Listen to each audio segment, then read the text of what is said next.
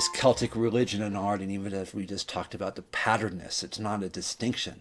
So I don't see this as distinct ways, but focusing now more on the artistic side, the creative side. I have my camera turned on the screen a little bit so you can see this linen panel behind me. I have a little bit of Celtic art on the bookshelf. A lot of Celtic little themes here. The Celtic cross, my ravens, which are more Norse, but also very much represented in Celtic themes. They're also biblical. Ravens are all through the Bible. Part of my own engagement with finding my own rhythm, my own calling, is understanding that learning isn't just books, but there's there's an emotional connection to art, to symbols, to signs, and that these two should be represented as part of our learning. And in fact, often carry even more meaning because of the way they bypass our intellectual categories and enter into a more holistic engagement with ourselves. There's a meaning that comes here. If you know anything about art history, you know that modern art tries to replicate that. Modern art came about by trying to move away from the representational and towards signs and symbols and shapes and forms and deconstructive elements in order to evoke an emotional response. But often, in doing that, keeping so much of the forms and patterns of modern culture that it's not so much postmodern, but kind of a modern era imposition. Now this is what art is, and yet becomes another category. And it loses its connection to the humanity. When we see these kinds of cultures that are, the art arose from the cultural context over centuries, and this is true in Celtic lands, but also true in Africa and South America and throughout the world, wherever a culture is allowed to develop and thrive and communicate without the imposition of a colonial or invading power. Whether Western powers or so many others, we have so many cultures that arose and were lost, and the art forms are buried for archaeologists to see, but in seeing them we can actually discover this distinctiveness. There's a saying of something, of how they understood themselves and how they understood the world, which may not be representational, but is still deeply saying something, and in the making of it, in the experiencing of it, in the surrounding of it, it has a connectivity with the culture, with the place, not only the past, but the present and the future. In this way, I think theology has the same opportunity, invitation, and yet we separated theology from its artistic side, from its non-intellectual and emotional engagement side. We make it into such a rigid pattern that people, rather than being connected with God through theology, people are separated. They're afraid of theology. They're afraid of saying something wrong lest they be called a heretic.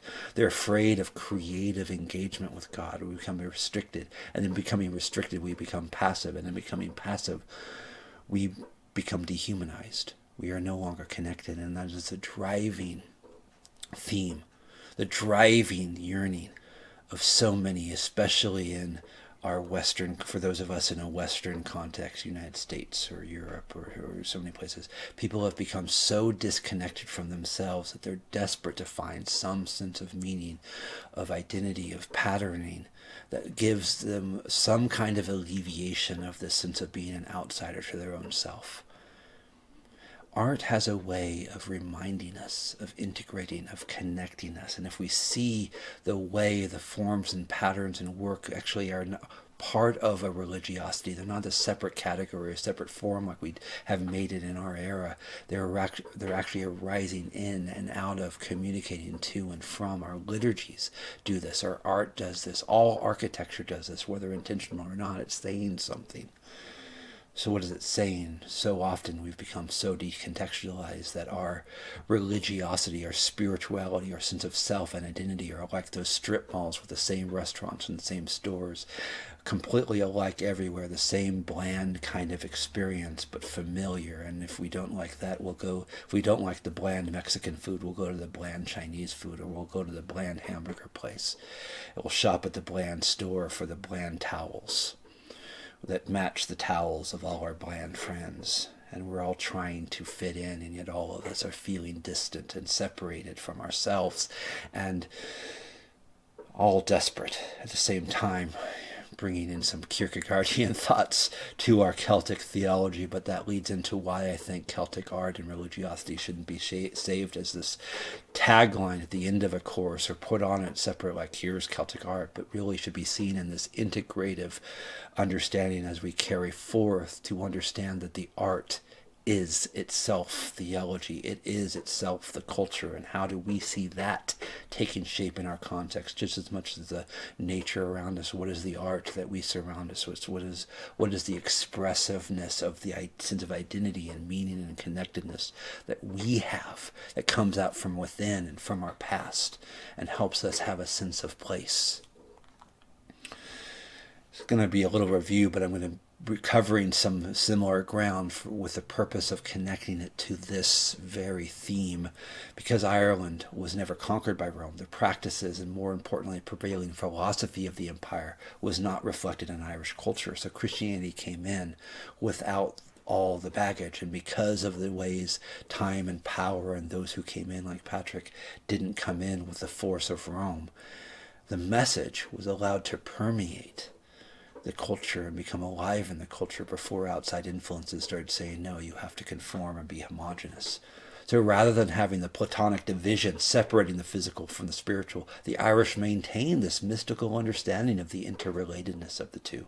The spiritual drifted into the physical drifted into the spiritual. The lines were blurry and indistinct. Rather than imposing our image over them, we step back and let the lines be the focus. Let the art be the focus. Let the words focus you on this picture here, which is just a small corner, but you can see the intricacy even in this. Sit and watch this for a little bit.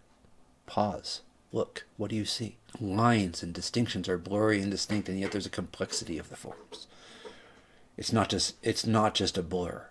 There's just a lot going on. So their religion, too, as I've said, was very nature-focused, emphasizing the world around them as being conduits of the divine. Now, in early Celtic religions, before Christianity, this had a polytheistic, but also an understanding that the world itself could be the presence of the divine. The trees were divine, the stars. You have this way of engaging the world as itself engaged in the divine. Now when Christianity came in and they understood that God was the Lord of all things, rather than the nature itself being divine, nature became this creative expression, this tablet, this canvas of God's work. So they could keep the same kind of priorities and reverence and honor and learning, but instead of ending where they ended before, they are actually drawn deeper into the creative message of the fullness of God's creative work. There was no written Irish language, so poets and scholars may have been of higher status than kings, but we don't have a lot of their material except that was written down. But the spoken word, the expressiveness of an oral culture, the power of words, of language, both in its blessing and its curses, was significantly more than we give it now. There was an honor to those who were with words, and even in Ireland and other Celtic lands now, you could in hearing them talk, in their humor and their discussions, you can feel the palpable love that words have in a way that is very different than my context, where people often just want us all to be quiet, and we don't have that celebratoriness of word itself, of the patterns and order and rhythms. So poets and scholars, as being higher than status than kings, represents what it meant to be human. What is power? What is reality like? Words could shape reality as much as swords and shields and castles.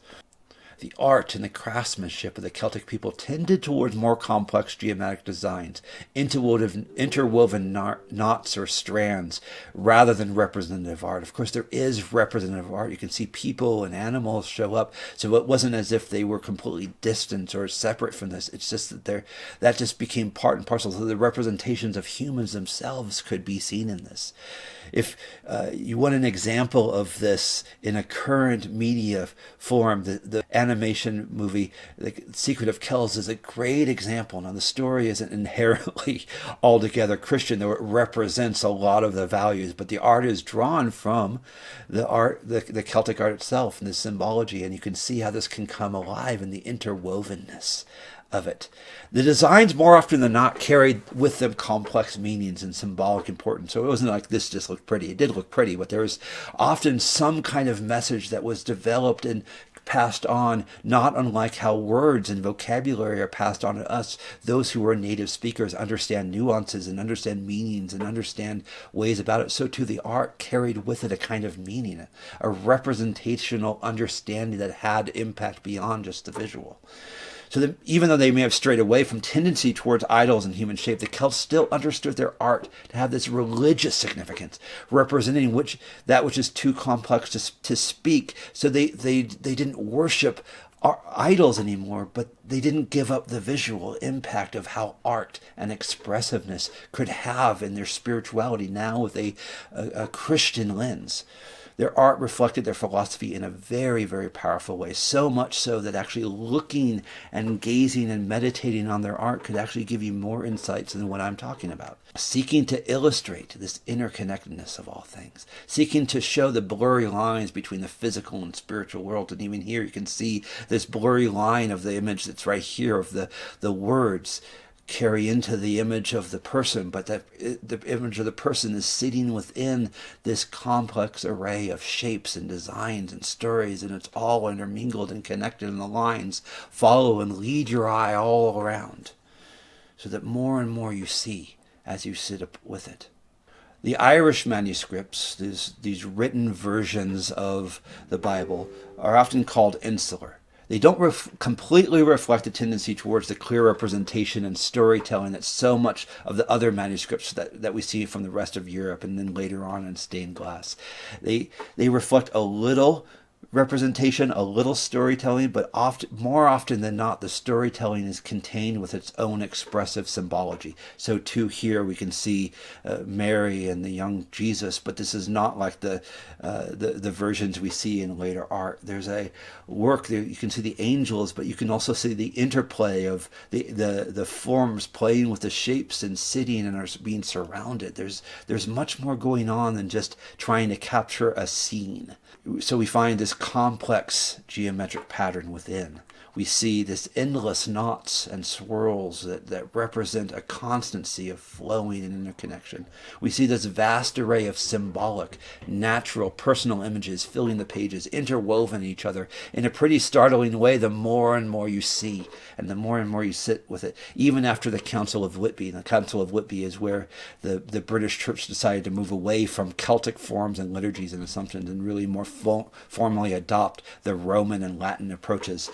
The Irish Church, even after that, even after they started adopting more the Latin and Roman Catholic liturgies, they didn't import the styles popular throughout the church, but seemed to continue. They continued their cultural expression through their art, through their expressiveness, which those maybe who didn't see art or the interconnectedness as integrated wouldn't say, well, you have to get rid of that. They were to say, well, you have to use a different liturgy, you have to use different prayers, you have to use different dating of Easter, but they just overlooked how much art was itself expressive for the people as well as for the ministers. In the Book of Kells, we find this style exemplified. Now here's a link for those on the video. You can't click the link, but the PDF, you can have it click, or you can just type this in. There's a wonderful museum of the Book of Kells, and there's ways of actually digitally, it's been digitally scanned, and you can look at all the pages with more focus. You can also go visit. It's at Trinity College in Dublin as part of a museum there, and I visited there in 2002. Not as impressive as you might think, because the Book of Kells has this wonderful museum, but it's also contained within a glass case in which there's a long line, and so they have a page open each day, and so you can look at it, but there's kind of a glare and there's people around you, and so it's not as contemplative, but it's still beautiful. At its core, the Book of Kells is clearly a work of art. Now, I talked about the Secret of Kells. The Secret of Kells is actually about the Book of Kells, right? So it's giving a fictional attempt to talk about the story in very much an Irish kind of way, even though it's not a Christian movie. It's very much capturing that kind of rhythm and poetry and engagement and emotionality and beauty that we see exemplified in Celtic art. But the Book of Kells is supposed to be a set of Gospels, but it's not really a useful set of Gospels. It wasn't primarily produced in order for monastic or church communities to use on a daily basis. It wasn't your working Bible. The words of Scripture are often lost in the complexity of the art. It's as if the art kind of overtook the words, not diminishing the words, but actually, as it said, illuminating. So when we talk about these kind of Bibles, the illumination means using the art and color and forms as a way of bringing life to the words. So you wouldn't want to say this is somehow dismissing the Gospels. It's really meant as a way of meditating in a visual sense, a companion to what might be our usual working Bible. It's been noted by scholars of the manuscript, and I'm not a Latin scholar by any means. I'm not a scholar of this. This is just something I've reflected on a while and have worked, but I can't look at the details. But scholars of the manuscript have noticed it contained actually a vast amount of simple mistakes, even at one point repeating the same page. And if you've studied biblical copying and how manuscripts were copied, there's a lot of mistakes that the copyists made along the way, and sometimes you get tired and repeat the same line. Well, at one point someone repeated the same page. Clearly they're just in the system. But it kind of emphasized again that the priority here wasn't on the capturing of the words. You could do that in any way. The priority here was bringing to life the imagery.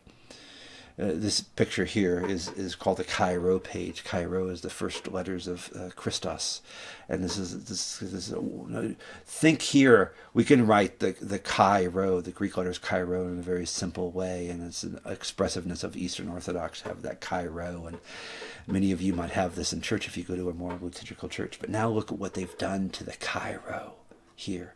Bring to life Christos, this beauty, this interrelated creation. I have about a 6 foot tall tapestry of this hanging in my living room, partly because it's every time you look up, there's this beauty, expansiveness, intricateness of the mission and purpose and person of Christ. That's not about being a movie or art that we see in later Renaissance forms, or more recently in the movie Chosen, for instance.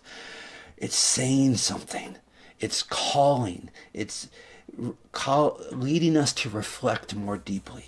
Now, if you see this page as being intentional theology, you sit with it differently. This isn't just pretty forms. The monks who painted this, who drew and colored, were intentional about why. What is here? It's not just a written copy of the Gospels. It's a celebration of the Gospels, a vivid visual exegesis of the text in a way that stimulates images of the pictures that the stories explicitly relate. This isn't pulling us away from the message of the Gospels. This is causing our different parts of our brain and our aesthetic to come back and dance with the stories. What do you see here of Christ? What does this tell us about how the Celts engaged the Gospels? So they're creating images of the emotions, the themes, the underlying theology, so that seemingly random pictures or flourishes or designs are actually intentionally steering the mind of the reader and viewer, and mind not only in our intellectual, rational sense, but mind as part of our full engagement with the world, and the mind includes our emotions, the mind includes our reactions, the mind includes our rational side. But it's so much more, because we engage the world with a kind of holistic engagement that this is trying to evoke. One writer notes that the decorations continued the text. They illustrated it. They have a liturgical use. They also have an evangelical purpose. What if you were to show this picture as part of an evangelist? Like, actually have people sit with this, tell a story, but actually say, what does this say about Jesus? But actually invite people into a deeper, more personal engagement. What would that say about our culture, that we are the kind of people who could do that? Indeed, what can be said about all illuminated manuscripts, all the ways, the versions of the Bible that were written down as text and then decorated on the side. The Irish manuscripts, and especially in this book of Kells, the text and the art are really one.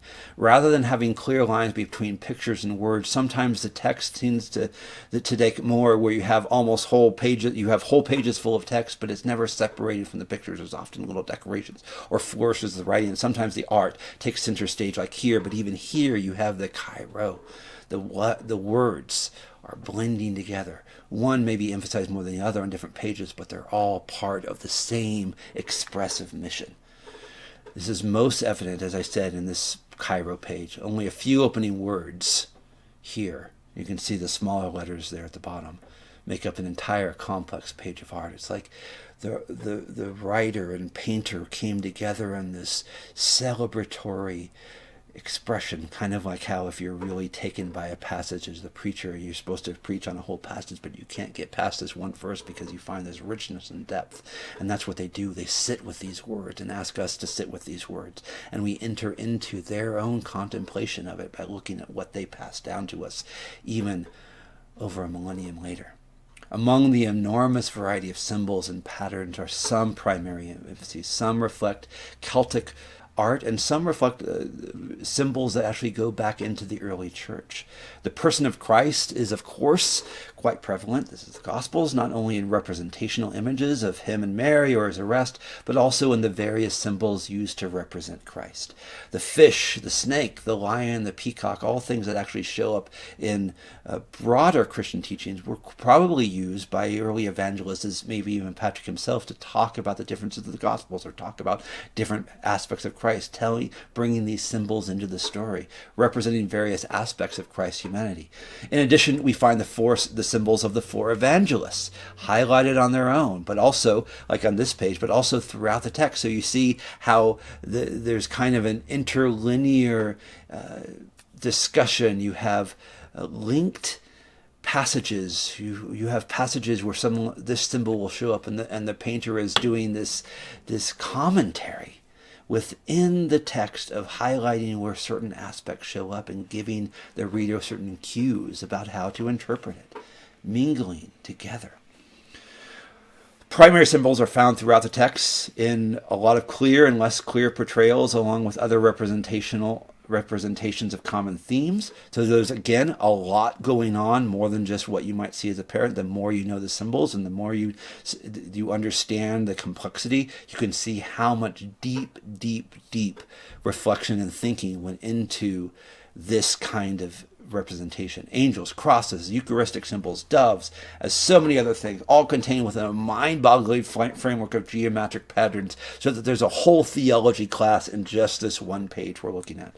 Traditionally, the symbols on the gospel page relate to the individual evangelists, as well as to the stage of the life of Christ. So on the previous page, I showed you the picture of the four evangelists. The man, representing Matthew, Gospel of Matthew, refers to Christ's birth. The lion, Mark, represents his life and ministry. So you focus on his life and ministry in a way that the later Western church often diminished. The calf, Luke, is the death and the sacrifice of Christ, and the eagle, John, is a symbol of the ascension. So you see this whole representation of the journey and mission of Jesus in a way that is actually more profound than our Nicene Creed or some of our other creeds, which diminish, if not in words, at least in priority. And certainly in later Western theology, where we have the birth and the death and sacrifice immensely highlighted in Catholic and in Protestant theology, but the life, ministry, and ascension are almost completely left out in so many cases.